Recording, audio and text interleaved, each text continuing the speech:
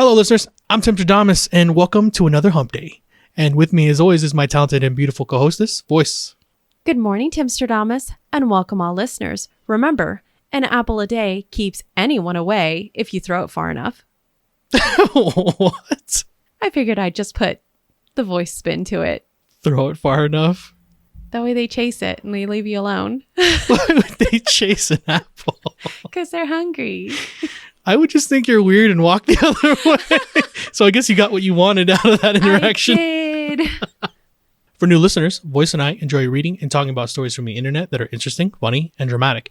Because of our love of stories, we've come together and created this channel to share with you those experiences. And hopefully give you some food for thought. Well, what have you brewed for me this morning? I have crafted for you a tea that I call the Eerie Chocolate Mint Infusion. In it, I have rooibos tea leaves, dried peppermint leaves, cocoa nibs, and a little bit of agave for you. I think I remember this one. Yes. If you add some milk, it actually is very close to chocolate milk, in my opinion. Oh, it's or so hot good. Chocolate. Yeah, 5 out of 5. Yes. Well, while you go ahead and enjoy your morning cup of brew, why don't we go ahead and delve into these stories? For any listeners wanting to follow along, all story links are in the description below. For our first story. Dun dun dun. Would I be the a-hole if I asked my sister-in-law to spend a bit more time in the kitchen? Hello. Heh. I just want to mention my cultural background, so maybe that will adjust some of your judgment, because I hear how bad the title sounds. Basically, my husband is one of 3 brothers, and they all got married around the same time. All us ladies had kids around the same time, and my sister-in-law, call her Dee, was a stay-at-home mom like me and the other sister-in-law until her youngest kid turned 2. She has a wonderful career that she loves, so return to it. She doesn't really need to work, as all our families are very fortunate in the finance department. But it does mean that she has less time to do the domestic things we do. So I wanted to mention it because maybe she's just used to doing quick meals all the time. Anyway, for one of our holidays, we rented a big property. It had a huge rumpus room for the kids and was on a 5-acre property. It was only for 3 days. So between us, the couples came up with a schedule where we picked a day to cook so others can take a break. Additionally, all the couples had a day with all the kids, at least 9 under 11. On Dee's day, she woke up and spent time with all the kids with her husband. They made pancakes with the kids, and then all the other meals for the rest of the day, she just made stuff she had prepared earlier, like marinated roast chicken, just stuck in the oven, or barbecue chops. She had pre-made all the sides. Dessert was ice cream and trifle. Basically very easy stuff. In comparison, I and other sister-in-law had put on Desi full feasts so everyone had a really nice day. Of course, that also meant a massive kitchen cleanup. We didn't mind at all, but we're a bit disappointed that one of our days wasn't reciprocated in the kitchen by Dee. Is this a petty thing to bring up? I haven't been in the workforce since I got married, so maybe I'm overthinking this. Thanks. What a petty thing to bring up. So let's get into the problem here. I can't tell if it's a bit of jealousy or if she's envious towards Dee. Now she says it sounds like a really cool family vacation is happening. It's a 3-day thing that they're having at a house. All the adults planned out how they were going to parcel out all of their different responsibilities. Cooking, watching the kids, all that stuff. So that way it wasn't all put on one person. Now, the problem comes for her when I guess Dee, one of the couple's wives, doesn't cook the same way the rest of them cooked on one of the nights. She says that Dee pre-prepped everything. Why is that an issue that she did all these things? Pre-prepping is what a lot of people do. It saves you time. It saves cleaning dishes. And I'm guessing she's into this habit because she does say that Dee works. So they're just hurt that one of them didn't put in as much work, even though technically she still put in the same amount of work. It was just on a different day. Correct. Why are we upset about that? She just made her vacation that much easier. As long as she made sure that the food didn't go bad on the trip, then she wins. no one had gotten sick. I didn't hear anything about that. So OP, in my opinion, you're an a-hole. You're making a mountain out of not even a molehill. You're just kind of picking some argument. Maybe you dislike your sister-in-law, but I hope you didn't go about making a big deal of this during the vacation.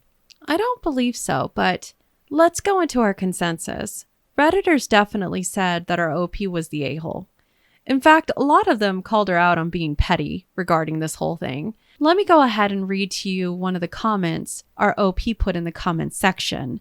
They went, edit, just checking this in, but it really feels like people are trying to fit myself and my sister-in-law into this weird stay-at-home mom resents working woman trope. It's 2023, right? We're all loving women supporting each other.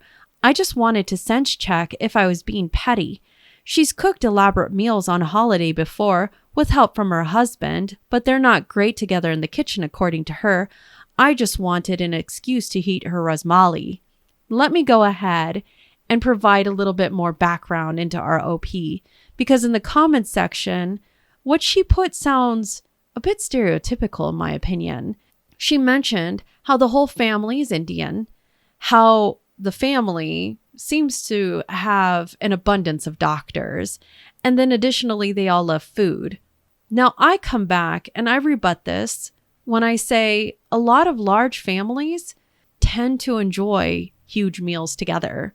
Now, as someone who enjoys cooking and enjoys the cooking of others, I have to say, with that comment where I read out to you regarding her wanting to enjoy her sister-in-law's rasmali, rather than tell her sister-in-law that she would love to enjoy and eat her rasmali because it's so amazing, instead she turns around and says, why don't you go and stay in the kitchen and work more?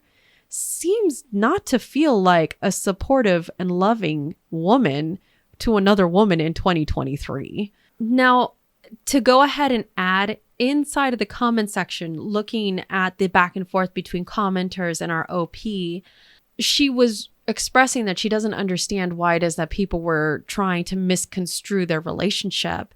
And commenters actually put forth and said, look, you're literally talking about how your sister-in-law has this career, but then you're saying that she's not doing enough in the kitchen because you guys are stay-at-homes and this is how you want to live your life.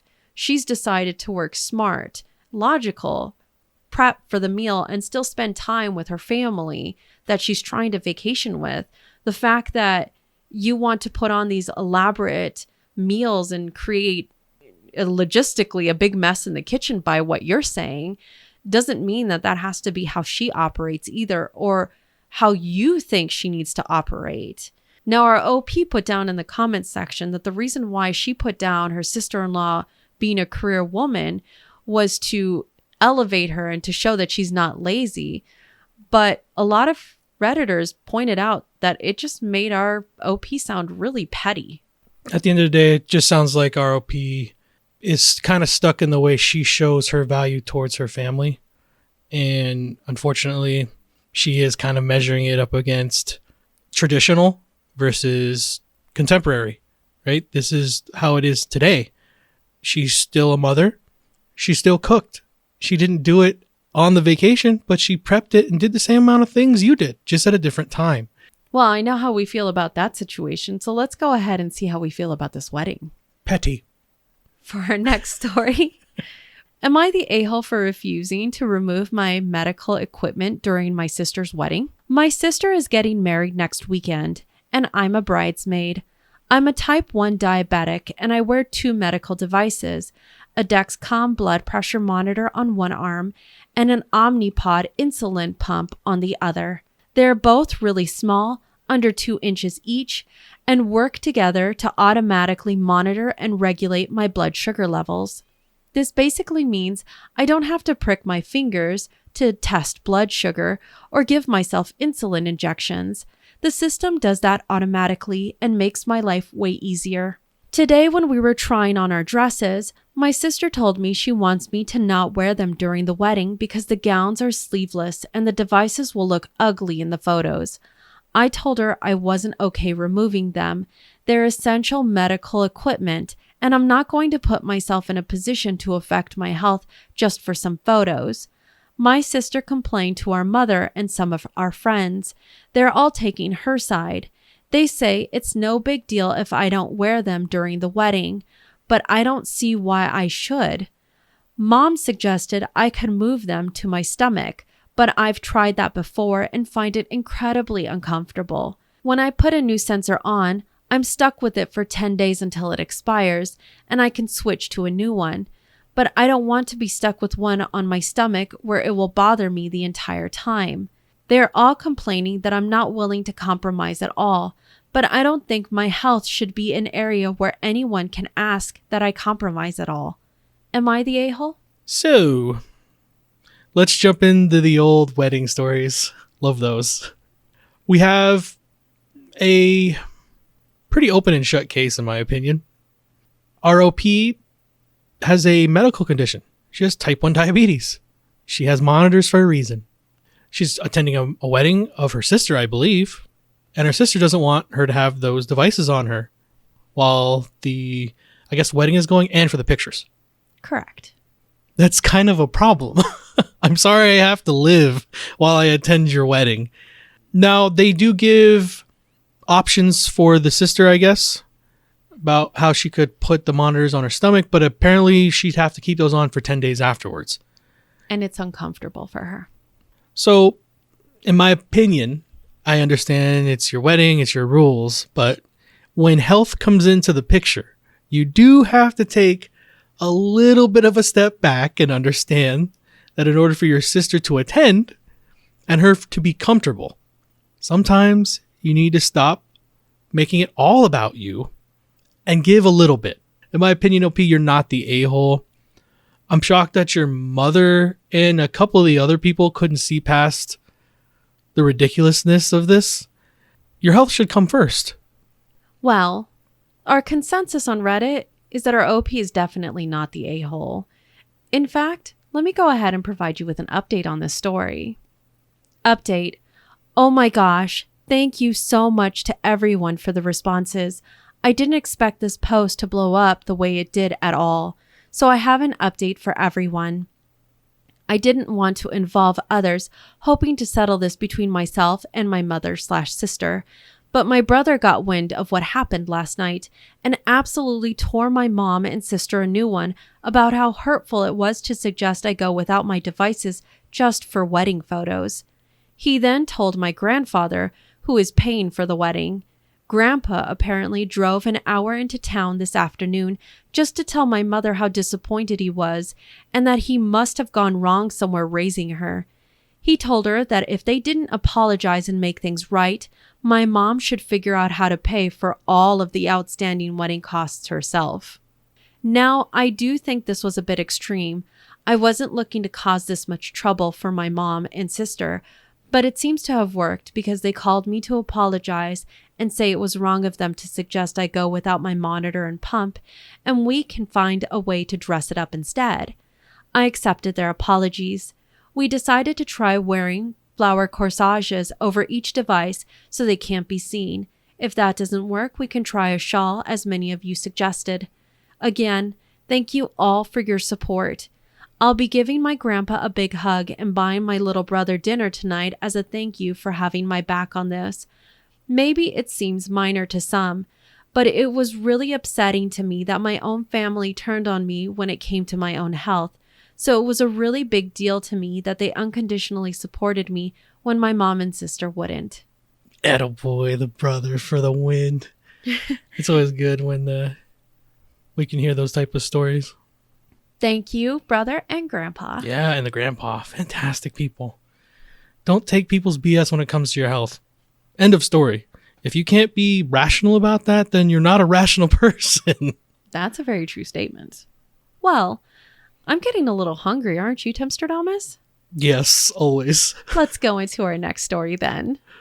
Am I the a-hole for not ordering a burger for my niece? I have two nieces, Ivy 14 and Cora 15. Ivy lives with her mom, who is from a different culture. Therefore, she is not used to the foods that we eat. Last night, I invited the whole family over for dinner. When we were eating, I noticed that Ivy has barely touched her food and is only eating the side dish. I asked if everything is okay, and she said that she is just not hungry, which was obviously a lie. I told her that it's okay if she doesn't like the food and offered to buy her a burger from a famous restaurant that is near us, and she accepted. Cora asked if I can buy a burger for her as well. I asked if there was something wrong with the food, and she said no, she just doesn't like it much and prefers burger. I told her that I'm sorry, but I spent so much time and effort making the food. I'm not going to spend more money on a burger as well. She asked why I did it for Ivy then, and I told her that Ivy isn't used to our food, and she is polite enough to not say anything when she doesn't like the food. My brother thinks I was an a-hole for showing favoritism. Am I the a-hole? Move over, Newt. It's time to favoritism. So for clarification on the story, ROP, what is their relationship to the girls? They're actually the aunt. Okay. So we have an aunt and her two nieces. Correct. And the nieces are cousins to each other. Correct. Okay. One of them is from a different country. One of them is from, I guess, the U.S. I'm or assuming wherever they are in this story.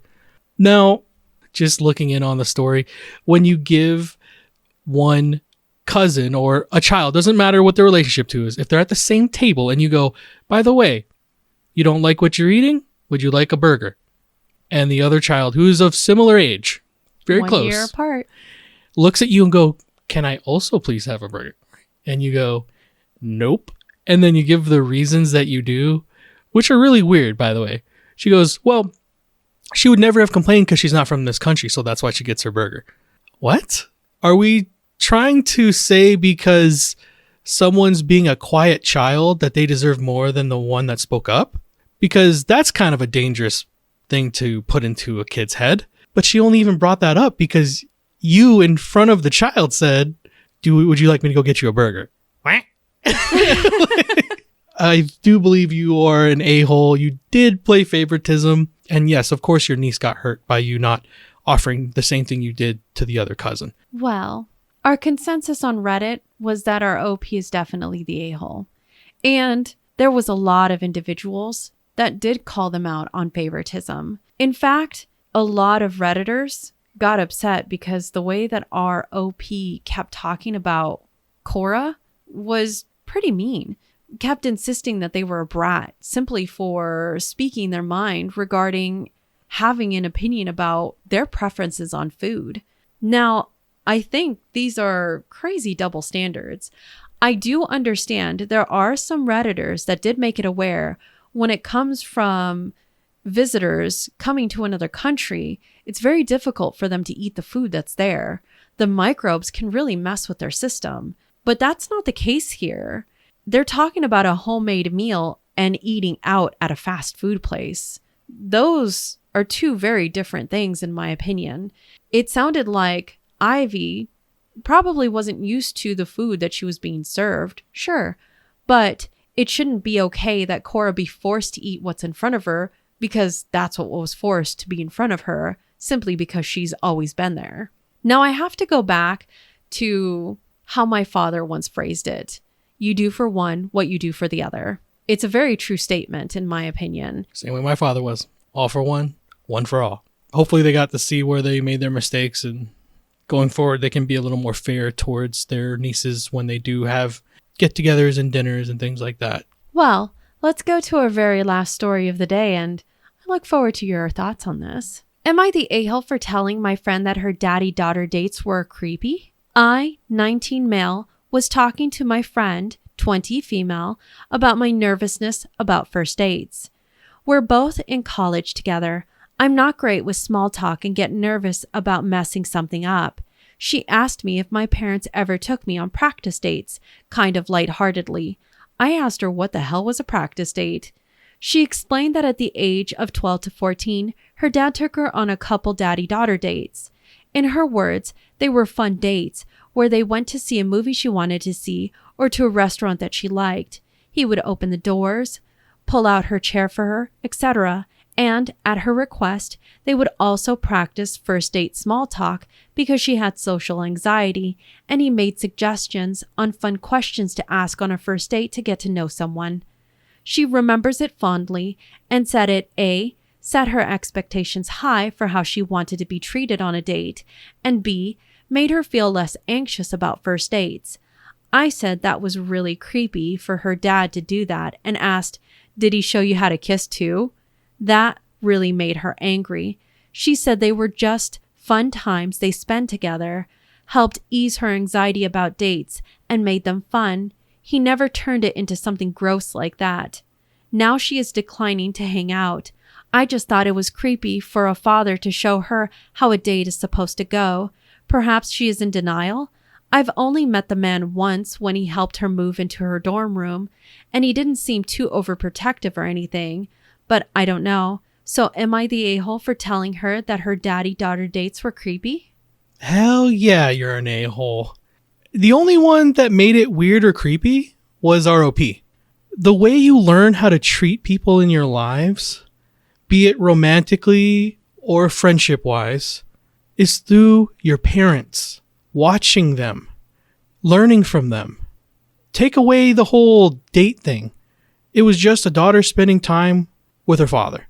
Yes, she got to see how she should be treated. Okay, is something wrong with that? Ever? Never. It helped her with her anxiety. Why is that creepy or wrong in any way? He says he's met the father. He doesn't seem overly protective. Well, he wouldn't have to because he taught his daughter what she should be expecting in a relationship. I don't think those things are outlandish at all. Why shame her into believing that what she shared with her father was anything but a learning life experience? So in my opinion, you are the a-hole, OP. Stop putting your weird, nasty thoughts into people's situations because it didn't belong there. Well, the consensus on Reddit is that our OP is definitely the a-hole. And it was so heartwarming to read a lot of the experiences that Redditors put out there regarding daddy-daughter dates and mother-son dates. A lot of individuals actually put out there, you have taken the word date to mean too literally. This is just spending time with your parent, learning what social cues you need to have, and having any questions regarding social anxiety that they might have when it comes to future events. Now, I find it funny. A lot of commenters actually said, it sounds like our OP has been watching too much corn. Maybe. And they need to just stop. Yeah. Because that's not real life. No, it is not. I have to say, I've never really heard of daddy-daughter dates growing up. It really just was me spending time with my father. And I can't tell you how many times my father, when we would go out to the movies, would open the door for me or would make sure to have me on the inside of the sidewalk. Those are things that I remember to this day. And I used to ask him why it is that he would do those types of things. And he said, because there's a way to behave when it comes to treating you like a lady. It was such a simple statement. But I think for me, it showed me chivalry isn't expecting someone to do something that is so outlandish. It's expecting the realization that everybody deserves respect and kindness and consideration. As a woman, I know what that means and feels for me. When I grew up away from my father, those types of things kind of dwindled away. And I think our society stemmed into this viewpoint where a woman had to be strong and you have to open your own door. And remember how I would open the door before you even got to it? Yeah. It was very funny moments for us that I forgot just what it felt like to have someone open the door until you started doing it again. And those are things that I cherish and I forgot about growing up.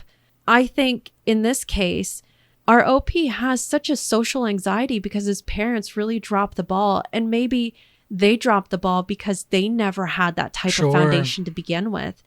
It really does go down the line to hear these wonderful moments that Redditors have with their parents, good parents that actually take the time to spend with their children, going out, not kind of dragging them along. I think was really nice. That's kind of the important part about our society today. You can still be in the home and still be not present. It can happen. And a lot of people misunderstand that about being a parent.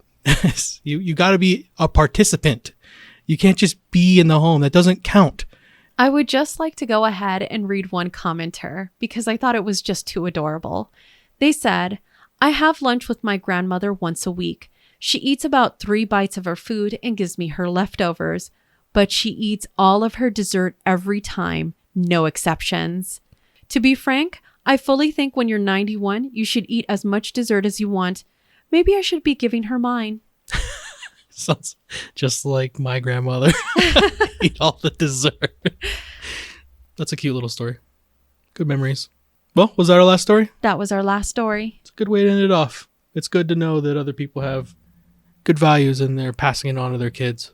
Yes, definitely. Well, as our stories come to a close, don't forget, you see in the world what you carry in your heart. If you have enjoyed listening to us read and talk about today's stories, please rate, subscribe, and turn on notifications for new content. We regularly post on Monday, Wednesdays, and Fridays. We would also like to thank all of our patrons for your support. Love every single one of y'all. And we would also love to hear your thoughts in the comments section below. Which story really titillated you this time? I think you did a good job with all of them. Thank you. As usual. And remember, if you post it, maybe we'll see it on the internet.